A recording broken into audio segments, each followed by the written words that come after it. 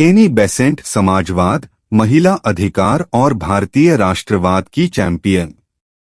Annie Besant knee would 1 अक्टूबर 1847 20 सितंबर 1933 एक प्रतिष्ठित व्यक्ति हैं जिनकी बहुमुखी सक्रियता ने ब्रिटिश और भारतीय इतिहास पर एक अमिट छाप छोड़ी।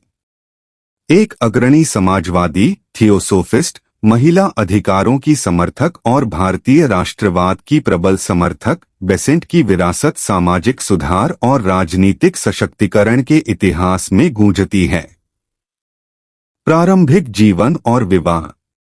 लंदन में विलियम बर्टन पर्स वुड और एमिली रोश मॉरिस के घर जन्मी बेसेंट की परवरिश अंग्रेजी और आयरिश विरासत के मिश्रण से हुई।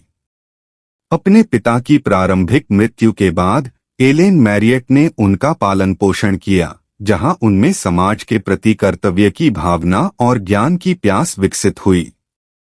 एक पादरी फ्रैंक बेसेंट के साथ उनका विवाह वित्तीय तनाव और वैचारिक मतभेदों के कारण उतार चढ़ाव वाला साबित हुआ।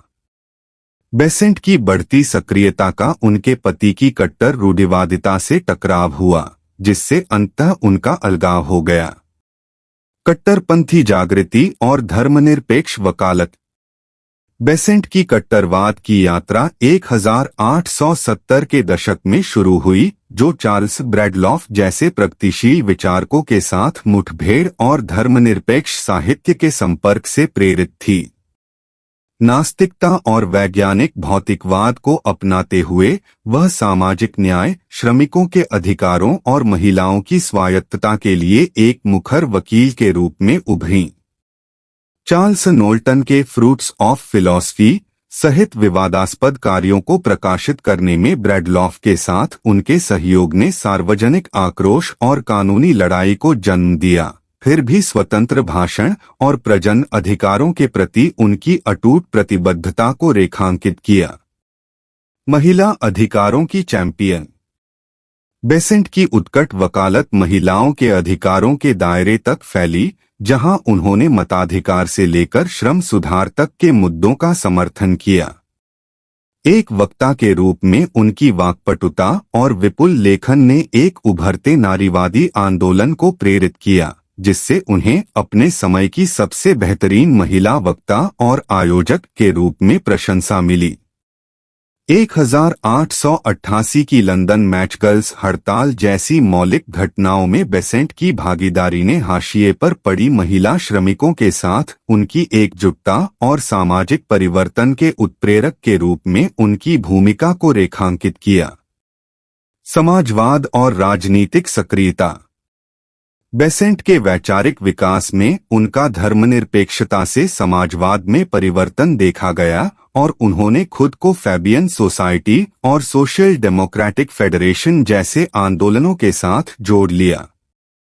आर्थिक न्याय के लिए उनकी वकालत, जो 1889 की लंदन गोदी हड़ताल में उनकी भागीदारी से प्रमाणित हुई, ने ब्रिटिश समाजवादी हलकों में एक दुर्जय शक्ति के रूप में उनकी स्थिति को मजबूत किया। 1888 में लंदन स्कूल बोर्ड के लिए चुनी गईं। बेसेंट की राजनीतिक उन्नति प्रगतिशील कारणों और जमीनी स्तर पर लामबंदी के प्रति उनके अटूट समर्पण को दर्शाती है। थियोसोफी और आध्यात्मिक अन्वेषण। बेसेंट की आध्यात्मिक खोज ने उन्हें थियोसोफी को अपनाने के लिए प्रेरित किया, एक दर्शन जो आध्यात्मिक ज्ञान और सार्वभौमिक भाईचारे पर जोर देता है।